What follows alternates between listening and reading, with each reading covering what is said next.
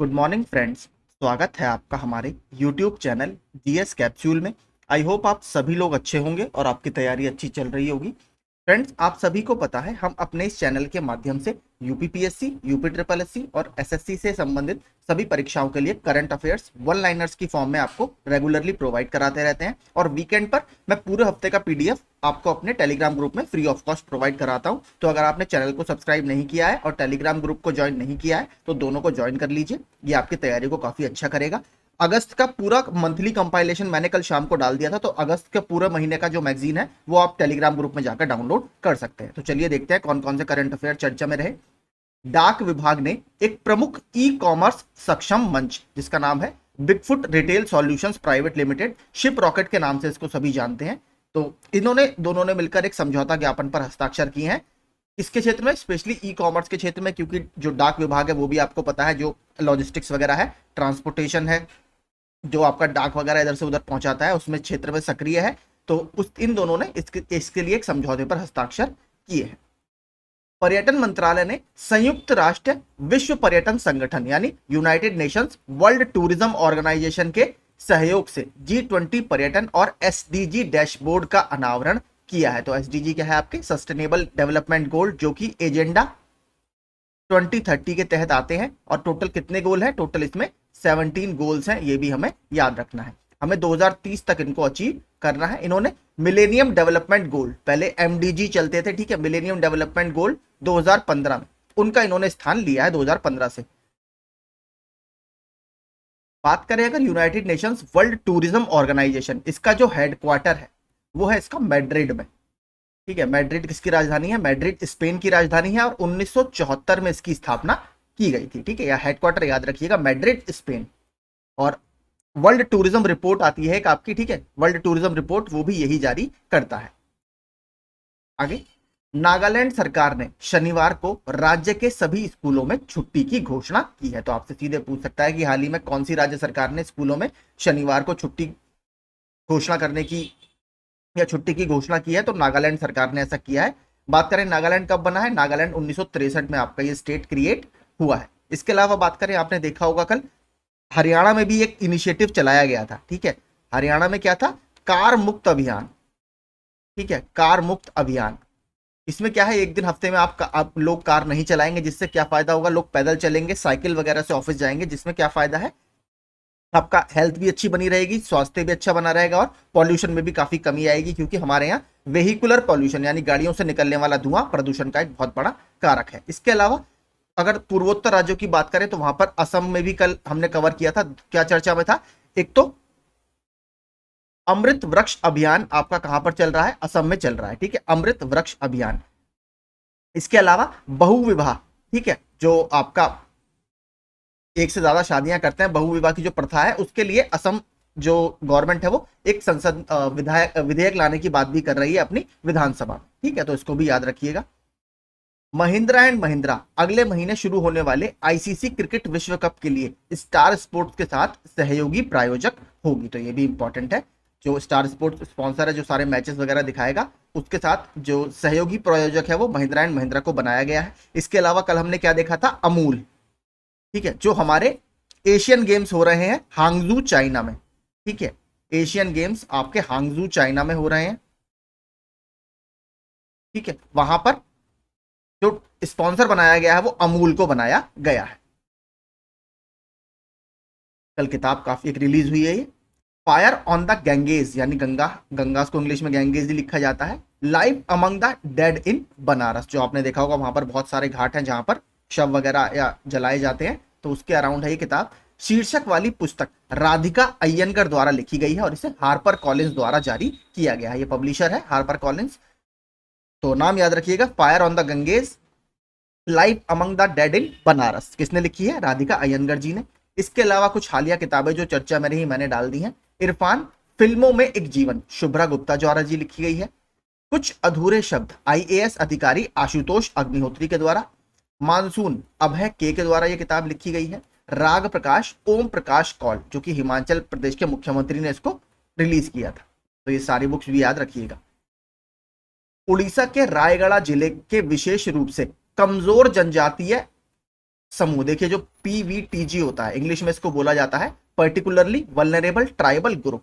तो भारत में लगभग अभी 75 पर्टिकुलरली वल्नरेबल ट्राइबल ग्रुप है। देखिए जनजातियां हमारे यहाँ बहुत ज्यादा है, लेकिन उसमें भी कुछ जनजातियां ऐसी हैं जो बहुत पिछड़ी हुई हैं, जिन्होंने अभी तक समाज की मुख्य धारा में नहीं जोड़ा जा सका है। तो उनको बोला जाता है, एक तरह से आप समझ सकते हैं, जो जनजातियों में भी अति पिछड़ी जनजातियां हैं, वो लगभग 75 हैं। और एक बात याद रखिएगा, उड़ीसा में सबसे ज्यादा संख्या in particularly vulnerable tribal groups की पाई जाती है। तो ये देखिए इन्हीं में कम्युनिटी है, इन 75 में से एक कम्युनिटी है डोंगरिया कोंड। ठीक है, इसको देखिए कभी कभी एग्जाम में कोंड लिख कर भी आ जाता है कि कोंड जनजाति कौन से राज्य में पाई जाती है, तो कोंड आपकी उड़ीसा में मिलती है। ये जनजाति एक शॉल बनाती है, ठीक है, उसको अब जीआई टैग मिलने ही वाला है ऑलमोस्ट, आप समझिए लगभग फाइनल स्टेजेस में वो है, तो उससे संबंधित ये न्यूज है। एक महत्वपूर्ण विकास में उनके उत्कृष्ट हाथ से बुने हुए शॉल, ठीक है, हैंडक्राफ्टेड है, हाथ से बुने जाते हैं, किसी मशीन का प्रयोग नहीं किया जाता, जिन्हें कपड़ा गंडा के नाम से जाना जाता है। तो आपसे देखिए इसको दो नाम से जाना जा रहा है, या तो आपसे पूछेगा रायगढ़ शॉल या फिर आपसे पूछेगा कपड़ा गंडा शॉल। ये कहाँ का है, तो ये उड़ीसा राज्य का है। प्रतिष्ठित भौगोलिक संकेतक जीआई टैग प्राप्त करने की कगार पर है। इसके अलावा देखिए मैंने आपको एक और बताया था, काला जीरा चावल, ठीक है, काला जीरा जो चावल है, राइस है, चावल की एक सुगंधित किस्म है, उड़ीसा के कोरापुट जिले में, ठीक है, उड़ीसा के जो कोरापुट जिला है वहां के किसान इसको उगाते हैं और इसको तो जीआई टैग मिल गया है, ठीक है, इसको ऑफिशियल मंजूरी मिल गई है, ये फाइनल स्टेजेस में है, इसको भी याद रखिएगा। कपड़ा गंडा शॉल डोंगरिया कोंड पर्टिकुलरली वल्नरेबल ट्राइबल ग्रुप के द्वारा बनाया जाता है, जो कि उड़ीसा राज्य में निवास करती है। हैंड वोवन शॉल होता है, हाथ से बुना हुआ शॉल होता है। एसबीआई कार्ड ने simply save merchant SBI card का अनावरण किया, जिसे विशेष रूप से आपका सूक्ष्म लघु और मध्यम उद्यमों की अल्पकालिक ऋण आवश्यकताओं को पूरा करने के लिए डिजाइन किया गया है। तो जो एमएसएमई होते हैं, ठीक है, देखिए एमएसएमई में भारत का एक बहुत बड़ा जो रोजगार का मार्केट है वो निहित है, तो उसी की जरूरतें होती है, कोई शॉर्ट टर्म लोन, ठीक है, तो अल्पकालिक ऋण उनको चाहिए शॉर्ट टर्म लोन्स के लिए। Simply save merchant SBI card ने लॉन्च किया है। इसके अलावा एसबीआई ने एक कार्ड अभी और लॉन्च किया है औरम के नाम से, वो भी मैं नीचे दिखाऊंगा। ये भी देखिए काफी इंपॉर्टेंट है, सीधे फैक्ट आपसे बन सकता है। मैक्सिको के सर्वोच्च न्यायालय ने पूरे देश में गर्भपात को अपराध की श्रेणी से बाहर किया। तो देखिए सीधे आपसे पूछेगा कि हाल ही में किस देश के सर्वोच्च न्यायालय ने गर्भपात को अपराध की श्रेणी से बाहर किया है, तो मैक्सिको, ठीक है। और याद रखिएगा इसमें इन्होंने ये कहा है कि जो ये गर्भपात का अधिकार है, ये एक महिला का एक ह्यूमन राइट है, मानव अधिकार है, और इससे उन्हें वंचित करना कहीं ना कहीं सीधे सीधे मानव अधिकारों का हनन है। तो औरत का अपनी बॉडी के ऊपर पूरा अधिकार है और उसको ये राइट भी है कि वो अबॉर्शन कराए या ना कराए। तो इसको पहले देखिए क्या था, अगर आप अबॉर्शन वगैरह कराते हैं तो मैक्सिको में इसे आपको सजा वगैरह दी जा सकती थी, एक क्रिमिनल ऑफेंस था, लेकिन अब इसको अपराध की श्रेणी से बाहर कर दिया गया है। तो महिलाओं की हम कह सकते हैं ऑटोनॉमी में काफी बड़ा ये स्टेप है। बात करें मैक्सिको की, मैक्सिको की आपकी कैपिटल क्या है, मैक्सिको सिटी, ठीक है, मैक्सिको सिटी। करेंसी क्या है, पीसो, ठीक है, दोनों याद रखिएगा। और मैक्सिको में देखिए एक बहुत फेमस चीज है, आपने देखा होगा अभी बीच में आई थिंक 3 से 4 साल पहले दुनिया के 7 new wonders of the world, 7 नए अजूबों की बात दुनिया में की जा रही थी। तो उसमें देखिए एक जगह है मैक्सिको में, चिचेन इट्जा, ठीक है, चिचेन इट्जा, ये मैक्सिको में है। तो ये भी उन 7 नए अजूबों में से एक है और ये मैक्सिको में स्थित है, हो सकता है कभी आपसे पूछ ले, चिचेन इट्जा। ब्रिटेन के प्रधानमंत्री ऋषि सुनक की करीबी सहयोगी भारतीय मूल की क्लेयर कॉटिनहो को मंत्रिमंडल फेरबदल में ऊर्जा एवं नेट जीरो मंत्री नियुक्त किया गया है। तो आपके ब्रिटिश सरकार में ऊर्जा और नेट जीरो मंत्री किसको बनाया गया है, क्लेयर कॉटिनहो जी को बनाया गया है, जो कि भारतीय मूल की हैं। केंद्रीय शिक्षा और कौशल विकास उद्यमिता मंत्री ने हाल ही में कौशल भवन नई दिल्ली में यूजीसी यानी विश्वविद्यालय अनुदान आयोग द्वारा शिक्षक प्रशिक्षण कार्यक्रम मालवीय मिशन का शुभारंभ किया। तो देखिए सबसे पहले तो आपको याद रखना है किसने लॉन्च किया है, यूजीसी। आपको एआईसीटी दे देगा, यूजीसी दे देगा, एनसीईआरटी दे देगा, और भी कई सारी संस्थाएं दे देगा। तो यूजीसी ने इसको लॉन्च किया है, किससे संबंधित है, शिक्षक प्रशिक्षण कार्यक्रम यानी टीचर्स ट्रेनिंग, ठीक है, टीचर्स ट्रेनिंग से यह संबंधित है, इसको याद रखना है। इसके अलावा देखिए मदन मोहन मालवीय से संबंधित कुछ फैक्ट्स मैंने डाल दिए हैं। वह एक भारतीय शिक्षाविद, स्वतंत्रता सेनानी और उदारवादी नेता थे, याद रखिएगा, मॉडरेट लीडर में ये आते थे। वह 4 बार भारतीय राष्ट्रीय कांग्रेस के अध्यक्ष चुने गए, ये भी हमारे लिए इंपॉर्टेंट है। उन्होंने 1931 में गोलमेज सम्मेलन में भाग लिया था। उन्होंने 1906 में हिंदू महासभा की स्थापना की। इसके अलावा थोड़े से और पॉइंट्स हैं, वो भी देखते हैं। एक शिक्षाविद के रूप में उन्होंने 1916 में वाराणसी में बनारस हिंदू विश्वविद्यालय बीएचयू की स्थापना की, जिसे बीएचयू अधिनियम 1915 के तहत बनाया गया था। वह 1919 से 1938 तक बनारस हिंदू विश्वविद्यालय के चांसलर यानी कुलपति भी रहे। तो ये संबंधित कुछ फैक्ट्स हो गए मदन मोहन मालवीय जी से।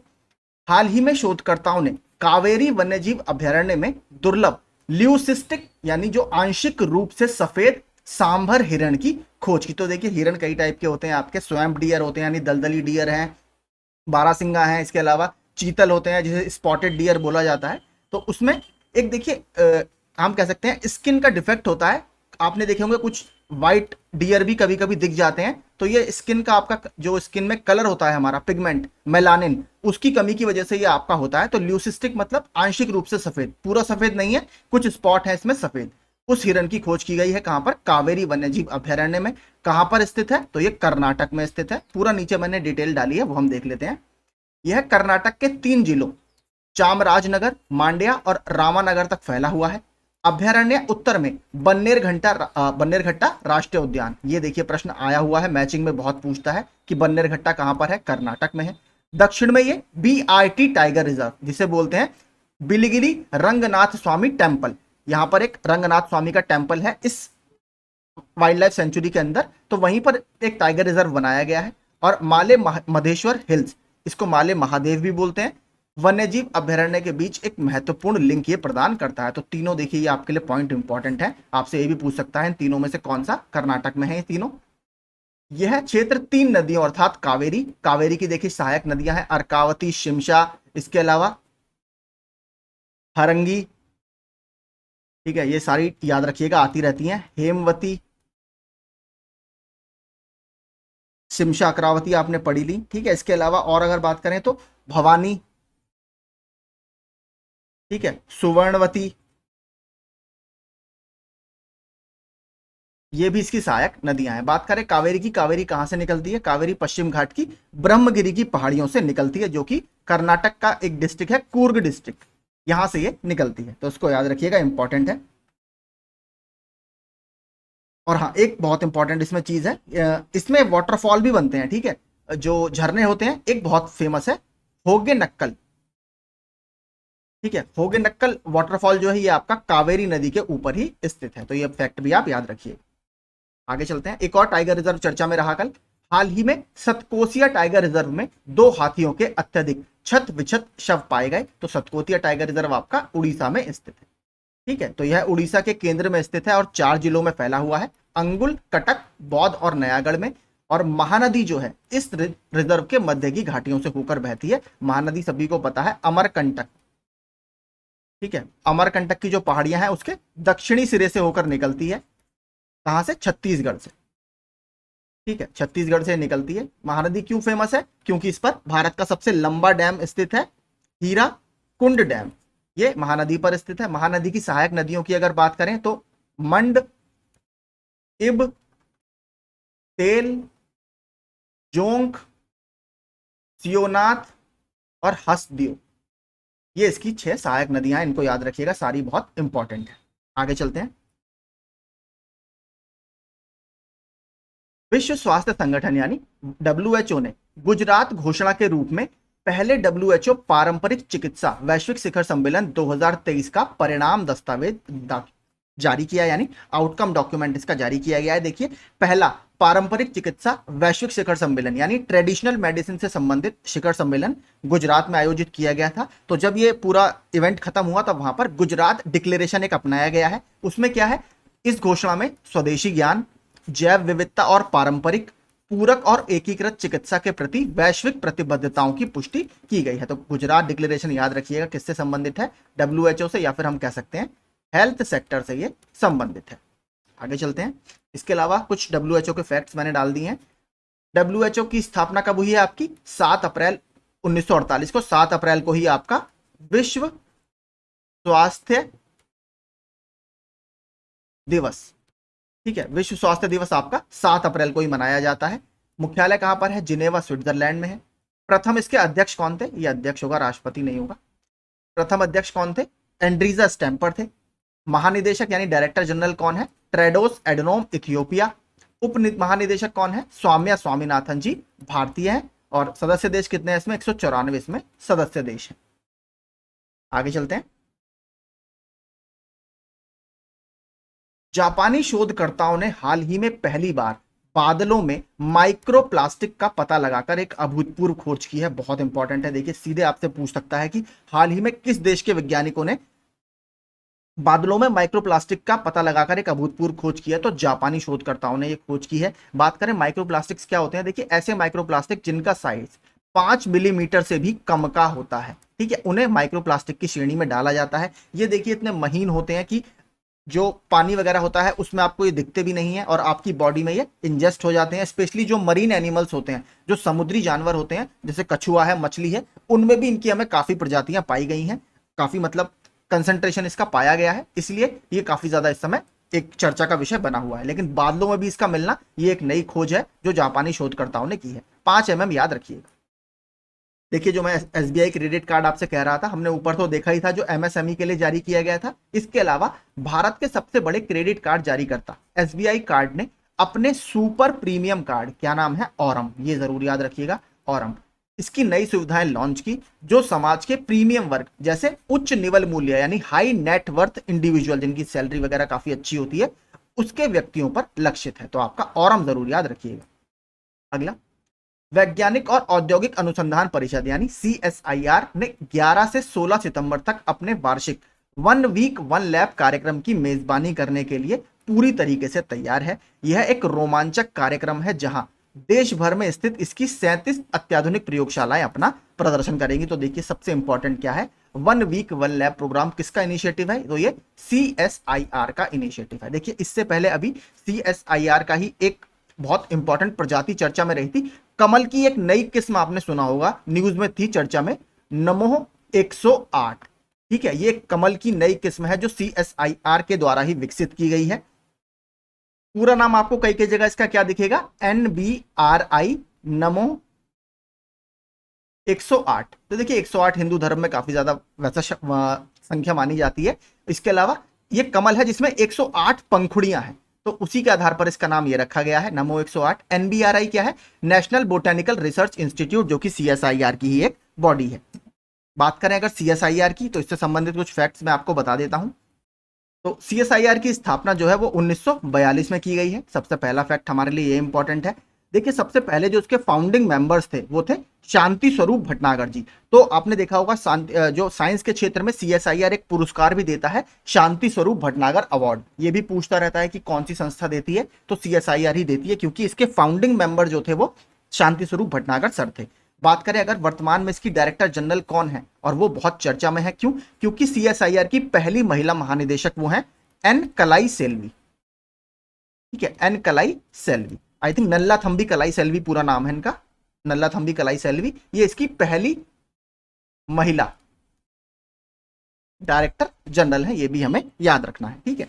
आगे चलते हैं, आप कुछ क्वेश्चन आंसर जो चर्चा में रहे वो देखते हैं। 20वें आसियान भारत शिखर सम्मेलन का आयोजन कहां किया जा रहा है? तो इंडोनेशिया के जकार्ता में किया जा रहा है। नरेंद्र मोदी जी इसमें शामिल होने गए हैं। आसियान का मैं बता चुका हूं आपको, आसियान का हेडक्वार्टर भी जकार्ता में ही है। टोटल इसमें 10 मेंबर हैं, प्लस 6 इसके फ्री ट्रेड पार्टनर्स हैं, जिसमें इंडिया भी शामिल है, चाइना है, न्यूजीलैंड है, ऑस्ट्रेलिया है, जापान है, ये सारे इसके फ्री ट्रेड पार्टनर्स हैं। जब इसमें 2 और मेंबर जुड़ जाते हैं, यूएसए और रशिया, ठीक है, तो बनती है आपकी ईस्ट एशिया समिट, ठीक है। पूर्वी एशिया का जो सम्मेलन होता है वो 18 मेंबर्स मिलकर करते हैं, 10 आसियान के मेंबर, 6 आसियान के फ्री ट्रेड पार्टनर्स और 2 बड़े मेंबर कौन? यूएसए और रशिया, तब आपकी ईस्ट एशिया समिट बनती है। केंद्रीय मंत्रिमंडल ने हिमाचल प्रदेश और उत्तराखंड में औद्योगिक विकास योजना के लिए कितने करोड़ रुपए मंजूर किए हैं? तो कितने? 1164.53 करोड़ रुपए। नेस्कॉम के नए चेयरपर्सन के रूप में किसे चुना गया है? तो राजेश नाम्बियार जी को चुना गया है। इंडिया पोस्ट ने ई कॉमर्स निर्यात इकोसिस्टम को मजबूत करने के लिए किसके साथ साझेदारी की है? तो शिप रॉकेट के साथ साझेदारी की है। G20 शिखर सम्मेलन 2023 की थीम क्या है? 1 अर्थ 1 फैमिली 1 फ्यूचर, नई दिल्ली में आयोजित किया जा रहा है। कहां पर? भारत मंडपम में। भारत मंडपम चर्चा में क्यों है? विश्व की सबसे ऊंची नटराज की प्रतिमा नई दिल्ली के भारत मंडपम में ही स्थापित की गई है। भारत ड्रोन शक्ति 2023 का आयोजन किस शहर में किया जाएगा? तो गाजियाबाद के हिंडन एयर बेस में। अनुपम रसायन इंडिया ने किसे मुख्य कार्यकारी अध्यक्ष के रूप में नियुक्त किया है? तो गोपाल अग्रवाल जी को इस पद पर नियुक्त किया गया है। ठीक है, तो यही देखिए सारे करंट अफेयर्स हमारे चर्चा में थे जो विभिन्न एग्जाम में आपके लिए यूजफुल हो सकते हैं। सेशन आपको पसंद आया हो तो प्लीज चैनल को सब्सक्राइब जरूर कीजिएगा। अगस्त का मंथली आप हमारे टेलीग्राम ग्रुप से जाकर डाउनलोड कर सकते हैं, वो आपको एग्जाम में काफी मदद करेगा। Thank you so much.